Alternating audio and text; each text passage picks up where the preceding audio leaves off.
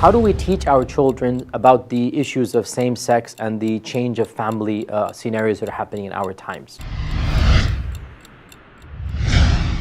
This is a very sensitive issue, and there's no one correct way. Every parent is obliged to teach their children our ethical values, our sharia, and of course from our perspective, marriage is between a husband and wife. It is something that is done in an Islamic manner that is appropriate. And it's not just the issue of same-sex. How do you teach your children about the broader culture where licentiousness and permissiveness and sexuality is all rampant? At the end of the day, there's no one right answer. Every parent will have to assess how mature my children are, what is their level that I can bring them up. And the simplest thing to do is to always say, look, we have our way, they have their way. You know, Allah has allowed this for us, and these people are not following what Allah has allowed. They have their ways of doing things. The best way really is to follow the way, teach them through the examples of the prophets, and tell them the story of Lut alayhi salam, tell them the story of the previous, any other issue that comes up. So you use your better judgment, and the goal really is to teach your children what is going to be munasib or appropriate for their age level without confusing them.